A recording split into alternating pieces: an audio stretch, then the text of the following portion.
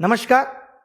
भारत देश के सभी युवाओं और उनके माता पिताओं को आज सुबह से ही आप मेरे चेहरे का रंग उतरा हुआ देख रहे होंगे। लगातार बड़े बड़े लोगों के कॉल कि ये रोजगार मांगने का तरीका गलत है, मीडिया चैनल्स का अलग प्रेशर कि ये आप रोजगार किस तरीके से मांग रहे हैं। अभी एक मीडिया चैनल में जब मैं इंटरव्यू के लिए बुलाया गया तो वहां पे एक फॉर्मर सेक्रेटरी साहब भी बुलाए गए, अनिल स्वरूप जी। उनका कहना है कि ये तो रोजगार मांगने का तरीका ही गलत है।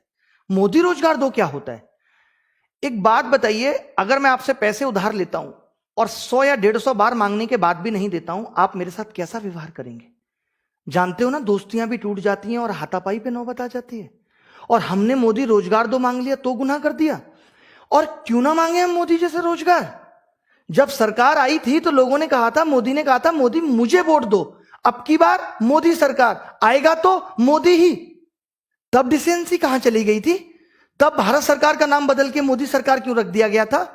उस वक्त मोदी जी ने अपने नाम के आगे चौकीदार क्यों लगा लिया था? क्या एक देश के वर्तमान प्रधानमंत्री को चौकीदार लगाना शोभा देता था? और हमने कह दिया मोदी रोजगार दो तो यह गलत हो गया। और क्या मैंने पिछले 5 साल के कार्यकाल में बेरोजगारी पे वीडियो नहीं बनाया? अगर आपको नहीं पता तो जाके देख लो। बहुत डिसेंसी के साथ मैंने वीडियो बनाया है, बहुत सबूतों के साथ मैंने वीडियो बनाया है, बट कोई काम उस पर नहीं हुआ, कोई जवाबदेही सरकार की नहीं रही। आज से 6 महीने पहले भी हमने बेरोजगारी के मुद्दे को लेकर के वीडियो बनाया और यह कहा कि मोदी जी अब रोजगार पे बात करें। उनकी वीडियो को भी डिसलाइक कराया। और इससे ज्यादा क्या करते? बताओ, गर्म धूप पे जमीन में लेटते हुए संसद भवन तक जाते? क्या करते? यही तो एक तरीका था डिजिटल इंडिया के थ्रू कि हम अपनी बात मोदी जी तक पहुंचा सकें। अब मोदी रोजगार दो मांगना भी गलत है। ऊपर से मतलब अब मैं हर बात पे बात करूंगा। जो लोग कमेंट के नीचे भी लिख करके जवाबदेही मांग रहे हैं कि अगर लोग कहते हैं पेट्रोल का रेट अगर 100 हो गया तो गाड़ी कम यूज करो, ठीक है, कम कर लेंगे यूज। कल को अनाज महंगा हो जाएगा तो क्या एक टाइम का खाना खा लोगे? ये बोल दोगे फिर तो तुम कि एक टाइम का खाना खा लेना? क्या गलत को गलत नहीं कह सकते? युवाओं की जवानी पढ़ते पढ़ते निकल रही है और नौकरी नहीं मिल रही। इस तरीके का सिस्टम हो गया है। क्या युवा प्रश्न पूछकर गलती कर रहा है? आज बेरोजगारी चरम पर है और अगर हमने तेज आवाज में ये कह दिया कि रोजगार दो, उसके बावजूद भी कोई मीडिया चैनल इसको दिखाने को तैयार नहीं है, बल्कि हमें गलत ठहराया जा रहा है। हमारी आवाज को दबाने की कोशिश की जा रही है। एक कानून उन मीडिया चैनल्स के लिए भी बना देते जो टाइम पास कर रहे हैं पिछले 4 साल से, जिसको लोकतंत्र का चौथा स्तंभ कहा जाता था। टाइम पास पे कोई कानून नहीं बना। और अब आप कह रहे हो कि जाके अपने अपने क्षेत्रों में काम करो, खेती करें। मान लो खेती कर भी लेंगे तो क्या होगा? किसानों के आंदोलन में बैठे होंगे और उसके बाद क्या कहा जाएगा? शिक्षित होकर गुनाह कर दिया। क्या गारंटी देते हो कि शिक्षा में भ्रष्टाचार नहीं होगा? दे दो, हम खत्म कर देंगे आंदोलन। क्या सिस्टम बना दिया है? यहां नौकरियां बिक रही हैं, सब कुछ आपके पास तो डिजिटल है, डिजिटल इंडिया है, फिर भ्रष्टाचार क्यों बढ़ रहा है? फिर क्यों ट्रांसपेरेंसी सिस्टम में नहीं आ पा रही? जो पेपर लीक हो जा रहे हैं एग्जाम का, 3-3 साल तक पता नहीं चल रहा है। ये सिर्फ एक एग्जाम में नहीं है, ये हर एग्जाम का हाल है। आज अगर युवा रोजगार मांग रहा है तो लोग उसकी काबिलियत पे उंगली उठा रहे हैं। अरे किसने बनाया उसे काबिलियत? किसने दी उसको 10th में 80% और 12th में 90%? मैंने बनाया था ऐसा सिस्टम कि सबके 90% आ जाए। मैंने बनाया था ऐसा पेपर कि सबको 200-200 नंबर आ जाए और उसके बावजूद भी सिलेक्शन नहीं होगा। और फिर उसके बाद आप काबिलियत पूछोगे? पीएचडी करके आदमी चपरासी का फॉर्म भर रहा है और आप कह रहे हो कि लोग काबिल नहीं है इस देश में। और आप कह रहे हैं कि काम से रोजगार मिलता है, मांगने से नहीं। तो आप भी वोट नहीं मांगते? आप भी ये नहीं कहते कि वोट दो, मोदी सरकार ही आएगी, अब की बार मोदी सरकार? आपने भी तो वोट मांगा था। अब अगर हम आपसे कह रहे हैं कि हमें हमारा हक वापस दे दो, आपने वोट क्या कह के मांगा था? यही कहा था कि 2 करोड़ रोजगार देंगे। आप पिछले 8 साल में बता दो अगर आपने 2 करोड़ रोजगार दिए। ये तो रोजगार भी वो गिनवा रहे हैं कि अगर स्किल इंडिया के तहत इन्होंने 4 लोगों को दर्जी बनाना, कपड़ा सिलना सिखा दिया तो जो लोग दर्जी बन गए वो भी अब रोजगार में गिने जाएंगे, क्योंकि उससे पहले तो देश में दर्जी होते ही नहीं थे। स्किल इंडिया के बाद ही तो देश में दर्जी आए हैं। और मीडिया जो दिन रात सिर्फ सरकार की चाटुकारी कर रही है, इससे लोकतंत्र पे कोई फर्क नहीं पड़ रहा। तब लोकतंत्र गड्ढे में नहीं जा रहा, तब लोकतंत्र को कोई खतरा नहीं है, तब मीडिया पे कोई कानून नहीं बन सकता। और बड़े पढ़े लिखे लोग कहते हैं पॉपुलेशन बढ़ रही है इसलिए रोजगार खत्म हो गया। अगर पॉपुलेशन बढ़ने से रोजगार खत्म हो जाता, ये जो रोजगार मांगने वाले लोग हैं जो सन 2000 तक पैदा होकर खत्म हो गए थे, ये सन 2000 से पहले की पैदाइश है। और आपके टाइम पे जब पॉपुलेशन बढ़ने की बात आई है तो पिछले 10 साल में जो पैदा हुआ है वो रोजगार नहीं मांग रहा है, ये पहले के लोग रोजगार मांग रहे हैं। और आपने जब 370 हटा दी तो एक कानून पॉपुलेशन पे भी बना देते, किसी ने मना किया था आपको? बट ये कौन सा लॉजिक हुआ कि पॉपुलेशन बढ़ रही है इसलिए रोजगार नहीं मिलेगा और आप भूखे मरोगे?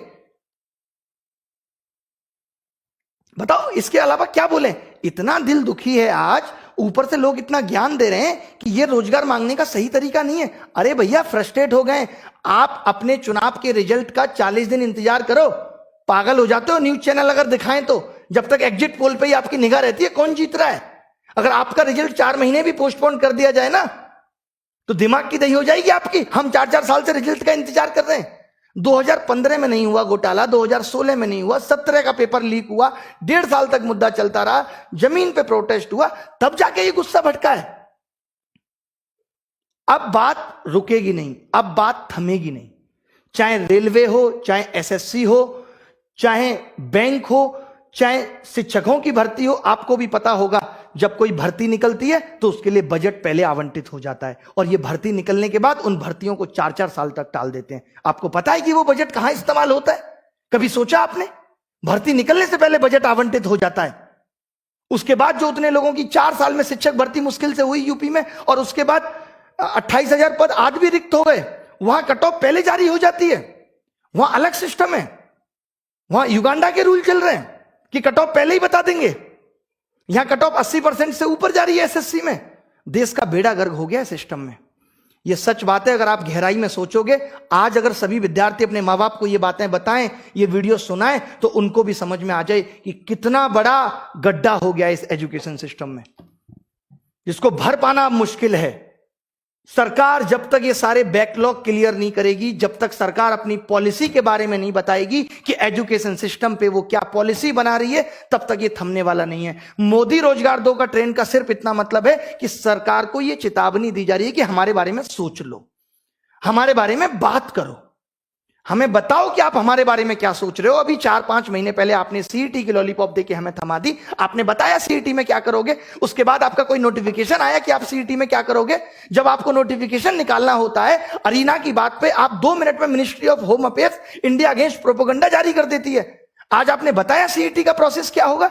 एसएससी एक ऐसा एग्जाम है जहां आप 7 महीने में सब कुछ क्लियर कर सकते हो कि हम फॉर्म निकालेंगे 2 महीने के अंदर प्री का एग्जाम लेंगे, उसके 3 महीने के बाद मेंस का एग्जाम लेंगे और 3 महीने बाद आपका सिलेक्शन फाइनल देके कह देंगे कि 4 महीने बाद ज्वाइनिंग के लिए आ जाना। क्या यह सिस्टम नहीं हो सकता? सन 2000, सुन लो लोग ध्यान से, सन 2018 का रिजल्ट आज तक फाइनल नहीं है। 2017 की सारी ज्वाइनिंग आज तक नहीं हुई, हम 2021 में जी रहे हैं। क्या होगा? आप लास्ट के 6 महीने में आके कहोगे हमने युवाओं के बारे में ये सोचा है। मोदी जी को हम कितना प्यारा मानते हैं, how he is lovely, so cute, कितने प्यार से बात करते हैं। क्या उनको ये प्यार हमारे लिए नहीं दिखता? क्या हमसे कोई वोट बैंक नहीं पड़ेगा? क्या पढ़े लिखे लोग जाके सिस्टम को नहीं सुधारेंगे? क्या आप हमारा भला करेंगे तो हम जाके उन अशिक्षित लोगों को नहीं बताएंगे कि मोदी जी बहुत अच्छा कर रहे हैं? तो ये सब हमारी मांगे हैं, इन सब का हमने प्लान पूरा ड्राफ्ट तैयार कर लिया है। जितने भी सोशल मीडिया इन्फ्लुएंसर हैं, अब तो मेन मीडिया से तो उम्मीद ही छोड़ दी है। आज ना रवीश ने वीडियो बनाया, ना किसी और बड़े मीडिया चैनल ने वीडियो बनाया। खैर आज तक, और इन सबको तो खैर फुर्सत ही नहीं है। इन सबको फुर्सत है अमित शाह जी का इंटरव्यू लेने के लिए। अमित शाह जी दिल्ली में बैठे बैठे बंगाल की प्रॉब्लम देख ले रहे हैं आजकल। कमाल का उनका विजन है, बंगाल की प्रॉब्लम देख ले रहे हैं। बंगाल में इतना गलत हो रहा है, दीदी इतना गलत कर रही है, उनको बंगाल की प्रॉब्लम दिख रही है। दिल्ली में बैठा हुआ किसान या दिल्ली में बैठे हुए युवा बेरोजगार लोग, वो उनको नहीं दिख रहे। उस पर वो चर्चा का विषय नहीं है, वो चर्चा का विषय नहीं है। आज इस बात को कह दिया जाएगा, अभी प्रोटेस्ट भी होगा। अगर किसी अपोजिशन पार्टी के नेता ने कमेंट कर दिया तो यह कहा जा रहा है ये पॉलिटिकल आंदोलन है, ये पॉलिटिकल प्रोटेस्ट है। हम यहां गधे बैठे कि कोई भी आके हमें बोलेगा कि हमारा प्रोटेस्ट चलाओ और हम गवर्नमेंट के अगेंस्ट चला देंगे। अब अगर राहुल गांधी इस प्रोटेस्ट में आके ट्वीट करते हैं तो हमारी गलती है। मैं कल को उनको पूछूंगा भी कि आपने ट्वीट क्यों किया, वो कह देंगे मैं युवा हूं और बेरोजगार हूं, क्यों नहीं कर सकता, मैं भी आपके साथ हूं। वो भी तो ये कह देंगे, क्या कह सकते हैं। अखिलेश को कल को मैं बोलूंगा, वो कह देगा मैं भी युवा हूं बेरोजगार हूं, और सही बात भी है, बात फिट भी बैठ रही है। मैं कैसे रोक सकता हूं किसी को? मैं कोई मोदी सरकार थोड़ी हूं कि मैं उसका ट्विटर अकाउंट जो है हैक करा दूं। बताइए आप, मेरे हाथ में नहीं है ये सब। मैं इतना कह सकता हूं कि ये जो आग मेरे दिल में है, मैं भी बहुत प्यार से पढ़ाता हूं। आनंद स्वरूप जी, आपको कह रहा हूं, कभी मेरे पढ़ाई की वीडियो उठा के देख लेना। मोहब्बत का दूसरा नाम हूं। शेरो शायरी के अंदाज से लेकर के, हंसाने से लेकर के, बच्चों को सब कुछ दिया है मैंने। उनके मोटिवेशन को, उनकी हर चीज को मैंने किस तरीके से बना के रखा है ये मैं जानता हूं। आप देख लीजिएगा मेरे पढ़ाई के वीडियो। आज अगर ये इतनी गुस्सा निकली है, आज अगर ये चेहरे पे इतनी सिकन दिख रही है, तो उसकी वजह सिर्फ आज नहीं है, उसकी वजह पिछले 4 साल 5 साल में इकट्ठा हुआ गुस्सा है। क्यों ना निकाले, बताइए। और बात होती है रोजगार है नहीं सरकार के पास। एक बार मोदी जी आके कह दें कि सरकार इतने डेफिसिट में चल रही है, रोजगार नहीं है देने को, मैं 33,000 सबकी सैलरी कर रहा हूं, लोग फिर भी काम करेंगे। मेन हमारा मकसद यही है। जो एडहॉक टीचर हैं, आज आपको पता है गवर्नमेंट से ज्यादा एडहॉक टीचर हो रहे हैं, जिनको कभी भी निकाला जा सकता है, कभी भी बाहर किया जा सकता है। अरे क्यों होंगे एडहॉक टीचर? जो खर्चा आपका एडहॉक टीचर पे आ रहा है उसको परमानेंट कर दीजिए, उतनी ही सैलरी पे वो भी खुश। बताइए, क्या टीचर्स की कमी नहीं है? कौन सा सिस्टम आप अच्छी तरीके से चला पा रहे हैं? बताइए। अगर आज एसएससी ठीक तरीके से काम नहीं कर पा रहा, मैं तो ये मान के चल रहा हूं कि उनके पास मैन पावर नहीं है। आज अगर टैक्स डिपार्टमेंट ठीक तरीके से काम नहीं कर पा रहे, तो मैं समझ रहा हूं उनके पास मैन पावर नहीं है। आज प्राइमरी स्कूल का बच्चा ठीक तरीके से शिक्षा नहीं ले पा रहा है, तो उनके पास टीचर्स नहीं है। बताओ, आज हमारे देश में इतना इंजीनियर्स प्रोड्यूस हो रहा है, क्या इस्तेमाल कर रहे हैं हम उस इंजीनियर्स का? आज हमारा इसरो वहीं के वहीं है जो नासा को टक्कर दे सकता था। आप कम बुद्धि समझते हैं? मोदी जी तो खुद ही कहते हैं इस देश के युवा में बहुत दिमाग है। 4 करोड़ केस सुप्रीम कोर्ट में पेंडिंग है। क्या जजेज की कमी नहीं है न्यायपालिका में? कहां कमी नहीं है, कमी बस नेतागिरी में ही है। एमपीज की संख्या बढ़ा लो, उनकी सैलरी बढ़ा लो, एमएलए की संख्या बढ़ा लो। हम इस प्रोटेस्ट में हर एक नेता से, भारतीय जनता पार्टी के भी हर एक नेता से यह गुजारिश करते हैं कि हमारा इस प्रोटेस्ट में साथ दो। साथ कैसे दो? मोदी जी को कहो कि युवा परेशान है, हम उस युवा से वोट लेकर ही यहां आए हैं, आप हमारी चर्चा संसद में करो। क्यों नहीं करोगे? मैं ये बीजेपी के नेताओं से ही गुजारिश कर रहा हूं, अब मैं बाकी के पार्टी के नेताओं से भी गुजारिश कर रहा हूं कि वो भी ट्वीट करके मोदी जी को टैग करके उनसे रिक्वेस्ट करें हमारे बिहाफ पे कि युवा परेशान है, उसकी सुन लो। और सुनने का मतलब यह है कि सरकार अब बात करे रोजगार पे। सरकार अब खाली इतना कहने से काम नहीं होगा कि हम रोजगार पे बात करेंगे। मोदी जी ने अभी एक कहां पे किया, इंस्टाग्राम पे अभी उनका एक वीडियो आया, उन्होंने कहा भी है कि हम जन जन से और नजदीकियां बढ़ाएंगे। अरे मत बढ़ाओ, इतनी जन जन से बढ़ाओगे फिर प्रधानमंत्री होने का फायदा क्या है? आप क्यों केजरीवाल के नक्शे कदम पे चल रहे हो? जनता सभा थोड़ी लगानी है। मैं एसएससी के बच्चों को रिप्रेजेंट कर रहा हूं, और टीचर एसएससी के बच्चों को कर रहा है, कोई रेलवे के बच्चों को कर रहा है। उन्हीं से खामियां जान लीजिए, इसमें क्या हर्ज है? उन्हीं से पूछ लीजिए दिक्कतें कहां है। इतना तो सरकार कर सकती है, इतनी इज्जत तो हमें भी बख्श सकती है। हमने कोई ऐसे ही तो आज हम यूट्यूब पे आके बोल नहीं रहे, हमने भी लोगों को दिया है, हमने भी लोगों का प्यार कमाया है, तब ना बोल पा रहे हैं। आज एम्स में आप चले जाओ, 45 दिन में नंबर आता है। क्यों आता है? क्योंकि डॉक्टर्स की कमी है। 6-6 महीने लग जाते हैं, 6-6 महीने एम्स में अगर आप नंबर लगाना चाहो तो क्या सरकारी अस्पतालों में डॉक्टर की कमी नहीं है? बताओ। हर चीज की फीस बढ़ती जा रही है, आउटपुट कहीं से नहीं आ रहा, महंगाई अलग से बढ़ती जा रही है। तो यही सब वजह हैं जिनकी वजह से इतना गुस्सा निकल रहा है। जो फॉर्मर सेक्रेटरी साहब थे अनिल स्वरूप जी, या और भी लोग ऐसे आएंगे, वो बड़े प्रोफेशनल तरीके से बात करते हैं। कहां चला गया था ये आपका प्रोफेशनलिज्म? जब चौकीदार लगा लिया था मोदी जी ने अपने नाम के आगे, तब भी कहते थे यार ये भद्दा लग रहा है मोदी जी, अभी आप वर्तमान प्रधानमंत्री हो, रहने दो ना, अच्छा नहीं लगता चौकीदार शब्द। अब आज अगर बेरोजगार युवा परेशान था तो इस पे भी एक कमेंट कर देते जब लोगों ने अपने नाम के आगे बेरोजगार लगाया। एक कोई कह दे कि मोदी जी ने इस पिछले 6 महीने पे बेरोजगारों के बारे में ये बात कही, आत्मनिर्भर बनो। पहले दिन से आत्मनिर्भर बने। आप कह देते हो कि जो 60 साल से सिस्टम खराब है उसको ठीक होने में वक्त लग रहा है, तो आपको नहीं लगता कि हमें भी आत्मनिर्भर होने में वक्त लगेगा? हम मशीन है, अलार्म सेट किया 6 बजे बज जाएगा। बताइए, हमें भी तो आत्मनिर्भर होने में वक्त लगेगा। अगर मुझे आत्मनिर्भर बनना होगा, मुझे पता होगा सरकारी नौकरी नहीं है, तो मैं 8वीं क्लास करके या 6ठी क्लास करके ही पकौड़े की दुकान खोल लूंगा। क्या दिक्कत है? चाय की दुकान खोल लूंगा, क्या पता मेरी भी किस्मत चमक जाए। बट अब अगर मैंने बीटेक कर लिया, अब अगर मैंने एमबीए कर ली, तब मैं इस चीज में नहीं जा सकता। मैं गांव में जाके खेती नहीं कर सकता। आप मेरी मंसूबों को समझिए, मैं गलत नहीं बोल रहा। आज इस देश के अंदर जितना भी इंजीनियर, एमबीए किया हुआ बच्चा, पढ़ा लिखा बच्चा, ग्रेजुएट बच्चा, बीकॉम, बीबीए, इनके बारे में तो मोदी जी सोचना पड़ेगा। इनको सिर्फ एक शब्द में ये कह देना कि आत्मनिर्भर बनो से काम नहीं चलेगा। ये ऑलरेडी पढ़ लिख के बैठे हैं और जो इनकी आस है, जो इनके सपने हैं, उनको हमें पूरा करना पड़ेगा। हम कराएं तो सही एग्जाम। मान लेते हैं आप कह दो कि सरकार के पास उतनी फंडिंग नहीं है। अच्छा, आज लोग कहते रहते हैं सरकार ने वहां पैसा लगा दिया, आपने घर से लगा दिया। मैं अगर पिछले 3 साल से कमा रहा हूं तो मैंने टैक्स नहीं भरा करोड़ों रुपए। लोगों का टैक्स का पैसा ही तो पहुंच रहा है और उसको लोगों में बांटने के लिए कह रहे हैं। अपने पैसे को आपके थ्रू बांटने के लिए कह रहे हैं कि अपना कमीशन काट के बांट दो, तो हम गुनहगार हैं, हम गलत हैं?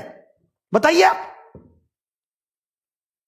मोदी जी बहुत प्यार है आपसे, बहुत प्यार है। आपको आइडल मानते हैं। आपके इतनी उम्र में भी इतने यंग दिखने को भी हम लोग कॉपी करते हैं कि कमाल है मोदी जी की एनर्जी, कहां से आती है पता नहीं। तो उसका कुछ तो सम्मान रख लीजिए। 2 बार तो आके बोलिए। खैर, हम अभी क्या क्या करने वाले हैं, जो भी बड़ी प्लानिंग है वो भी आपके साथ शेयर कर दी जाएगी। जब तक सरकार इस मुद्दे पे बात नहीं करेगी, जब तक वो ये नहीं पूछेगी कि दिक्कतें कहां हैं। 2017 में भी पेपर लीक हुआ और जब हमने प्रोटेस्ट यही सोच के खत्म किया था कि आप इसको सुधार दोगे, और इन्होंने 1.5 साल मामला खींच के, अब बंदा भी क्या करता है, परेशान हो जाता है और कह दिया नकल हुई नहीं। तब से एसएससी के, अब आप सोचिए, अगर कोई गलत करे, बार बार करे और फिर बरी हो जाए ऊपर पैसे देके, तो उसकी हिम्मत नहीं बढ़ेगी। सेम वैसे ही हुआ है। सेम दलालों की या पैसा खाने वालों की हिम्मत बढ़ गई है क्योंकि उनके खिलाफ कार्रवाई हुई नहीं सही से। दिक्कत यह है, 2014 के बाद आज इतना सोशल मीडिया पे लोग एक्टिव हैं तो लोगों को पता भी चल जा रहा है कमियां कहां हैं। इसके फायदे भी हैं, इसके नुकसान भी हैं। जिस हिसाब से मेरे साथ चीजें हो रही हैं, मैं आपको बहुत खुल के यहां कुछ नहीं बता सकता। जितना प्रेशर मेरे ऊपर है, जितनी सारी चीजें मेरे साथ हो रही हैं, अगर ऐसा होता है कि मैं अभिनय मैच चैनल से लाइव नहीं कर पाता, ऐसा हो सकता है, बहुत जल्दी ऐसा हो सकता है कि कल परसों मैं अभिनय मैच चैनल से लाइव ही ना कर पाऊं। My channel will be under review, जैसे कि लास्ट टाइम भी हुआ था, अभी भी हो सकता है। जिस हिसाब से रिपोर्ट किया जा रहा है, आपने देखा आज कितना पसीना आ रहा है ना। आज आपने देखा कि मोदी गर्लफ्रेंड 2 लोग ट्रेंड करा गए। आपको पता है क्यों करा गए? क्योंकि आईटी सेल बहुत स्ट्रांग है। आपको लगता है कि 4 विद्यार्थी, 5 विद्यार्थी से जाके कोई ये घिनौना काम करेगा? हम मोदी जी खुद की गर्लफ्रेंड नहीं बना पाए, मोदी जी से कोई गर्लफ्रेंड तो की बात करेगा? कमाल की बात है। ऐसे आदमी से हम कैसे डिमांड कर सकते हैं जिसको इस बात के गुरु ही नहीं पता, जो संत प्रवृत्ति का आदमी है? करेंगे कभी क्या किसी संत से जाके इस तरीके की बातें? तो मेरी यही रिक्वेस्ट है आप सबसे कि अगर ऐसा होता है तो मैंने अभी एक चैनल और क्रिएट कर दिया है, अभिनय मैथ्स 2। अभी जस्ट क्रिएट किया अभिनय मैथ्स 2, जिसका लिंक भी आपको मिल जाएगा। तो मैं उससे लाइव करूंगा। अगर 1% ऐसा हुआ कि मेरा चैनल अंडर रिव्यू चला गया, अगर मैं लाइव नहीं कर पा रहा, बट मैं 25 तारीख तक लगातार आके आपको लाइव अपडेट करता रहूंगा। 2500 से ज्यादा लोगों को मेल मैसेज कर चुका हूं, हर यूट्यूबर को मेल मैसेज कर चुका हूं। बड़ी बड़ी सेलिब्रिटी, चाहे वो कुमार विश्वास हो, चाहे वो चेतन भगत जी हो, कोई भी हो, सबको मैसेज, ट्वीट सब कुछ कर दिया है। कंगना जी को भी कर दिया है कि सामाजिक मुद्दा है, देश का आंतरिक मुद्दा है, आप भी बोल दीजिए। उन्होंने भी कह दिया है कि मैं करली लैंग्वेज में ट्वीट बना रही हूं, टाइम लगेगा। ठीक है, तो सब कुछ करेंगे। और ये देखिए, ये मोदी रोजगार 2 तो सिर्फ एक टैग है। इस टैग के मायने मैंने पूरी वीडियो में बता दिए, फिर बता देता हूं। इसका मतलब है कि सरकार रोजगार पे क्लियर बात करे, और जो एग्जाम में चीजें फेयर नहीं हो रही वो हम बताएंगे क्या फेयर नहीं हो रहा, उस पर गारंटी दे कि अब ऐसा नहीं होगा, तब सब कुछ बहुत शांति से चलेगा। और 2024 में भी मोदी सरकार। ठीक है, तो अभिनय मैच 2 से लाइव करूंगा। बिल्कुल भी डरने या घबराने की बात नहीं है। लोग मुझे पूछ रहे हैं, आज मीडिया वाले पूछते हैं आपको डर नहीं लगता? हमें तो बहुत लगता है। डरना किससे? सही कर रहे हैं। मोदी जी भी तो कह रहे थे डरना किससे, सही तो कर रहे हैं। ऊपर वाला देख रहा है। जान से बढ़कर क्या है? जिंदगी से बढ़कर कुछ थोड़ी है। और अब तक की जिंदगी में सब कुछ बहुत अच्छा किया है। 1% अफसोस जिंदगी गंवाने का भी नहीं। ये मैं दावे के साथ कह रहा हूं, सरकार भी सुन ले कि 1% अफसोस जिंदगी गंवाने का भी नहीं। बस मरने से पहले कुछ ऐसा कर जाना है कि लोग याद रखें कि हां, किसी ने हमारे लिए भी सोचा था। क्योंकि हर एक उस दर्द से मैं गुजरा हूं जिससे आप गुजर रहे हैं। मेरी मां ने भी दूध मुझे कागज जला जला के गर्म करके पिलाया है। मैंने भी जीवन में बहुत स्ट्रगल किया और दुख देखे हैं। आज भी फील कर पाता हूं। आज भी मानसिकता वही है कि जब कोई बच्चा कहता है ना, सर नौकरी नहीं लग रही, 4 साल हो गए, तो सर ऐसे लगता है अगर मैं इसकी जगह होता तो क्या बीत रही होती, मैं कैसे लोगों को मुंह दिखाता, ये कैसे फेस कर पा रहा होगा इतनी प्रॉब्लम।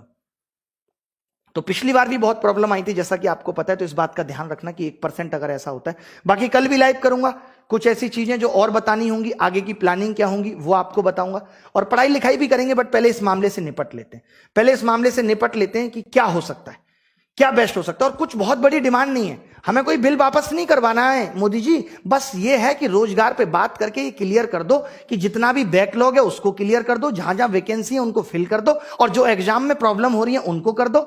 और कल सीजीएल 2019 के मार्क्स की भी डिमांड बच्चों ने की है, तो उस पे भी सीजीएल 2019 के मार्क्स पे भी, हाँ सीजीएल 2019 के मार्क्स पे भी हैशटैग आपको डिस्क्रिप्शन में मिल जाएगा, उसको भी कल कर दीजिएगा ताकि मार्क्स आ जाए, हम और प्रूफ के साथ लड़ाई लड़ सकें कि पहले हमें मार्क्स पता चल जाए। बाकी हम जानते हैं हमें किसी प्रूफ की जरूरत नहीं है, बट फिर भी कुछ शिक्षाविद हैं, कुछ बहुत बड़े बड़े लोग हैं जो प्रूफ चाहते हैं इन बातों का, तो हम चाहते हैं कि सरकार मार्क्स दे। इसमें हम रिक्वेस्ट कर सकते हैं, कोई प्रेशर हमारे सरकार के ऊपर नहीं है कि कैसे दे, वो अपने हिसाब से जल्दी मार्क्स दें। और मेरी सभी लोगों से यह भी विनती है कि किसी को भी गाली गलौच ना दें। आप देखते हैं ना, मुझे भी बहुत गुस्सा आ रही है, मुझे भी कितना गुस्सा निकालना पड़ रहा है, कितना सिंपल आदमी में, ये आप भी जानते हैं। मैंने कभी अपने जीवन में गाली नहीं दी, तो मेरी रिक्वेस्ट है सबसे कि किसी को भी गाली मत दो। प्रधानमंत्री जी हमारे लिए बहुत सम्माननीय हैं और हमेशा रहेंगे, एज ए पर्सन वो बहुत अच्छे इंसान हैं, बट वो जो अभी कर रहे हैं, पता नहीं उनके आसपास के लोग कैसे हैं जो उनको इस तरीके की भनक ही नहीं लगने दे रहे, या शायद उनका ईगो इतना हाई हो गया है कि मैं बार बार बहुमत से जीत रहा हूं, मेरा कोई क्या बिगाड़ पाएगा। कई बार जब सत्ता आती है तो इस तरीके के घमंड होना बहुत लाजमी है, लेकिन ऊपर वाला बैठा है, बड़े बड़ों के टूट गए, रावण का घमंड नहीं रहा, तो बाकी चीजों पे तो अब क्या ही कहना। ठीक है, नमस्कार, रखता हूं, जय हिंद। ये वीडियो अपने माँ बाप को भी दिखा देना जो आज भी इस बात पे अड़े हुए नहीं मोदी जी बहुत अच्छा कर रहे हैं। अगर बहुत अच्छा कर रहे हैं तो दिखना भी चाहिए। अच्छा करने का मतलब यही होता है कि महंगाई बढ़ गई, अब और क्या अच्छा करेंगे, लोगों में इतना कास्टिज्म पे लड़ाइयां हो रही हैं, और लोग क्या करेंगे, जबकि हम सब इतने प्यार से पले हैं, हम सबको एक दूसरे को प्यार करना चाहिए। प्रेम से बढ़ के संसार में कुछ नहीं है। आपको कुछ बात बुरी लगती है, आप 2 शब्द गुस्से में कह दो, सामने वाले को बुरा लगा, आप 2 शब्द गुस्से में कर दो। अरे हम लोगों ने गांधी जी से सीखा है कि अहिंसा के दम पे गांधी जी ने क्या कुछ नहीं पा लिया। हमें गाली देने की भी जरूरत किसी को नहीं है, हमें बुरा भला कहने की जरूरत किसी को नहीं है। आप सिर्फ प्यार बांटिए, ये हम प्यार ही बांट रहे हैं, और इस प्यार के दम पे ही हम सरकार से इस रोजगार के मुद्दे पे बात कर लेंगे। जब 6 महीने पहले बात थी तब मुद्दा यही था, बट हमें छोटी छोटी जीत चाहिए थी। हमें लोगों को ये दिखाना था कि देखिए इससे हमें ये जीत मिल रही है। अब बारी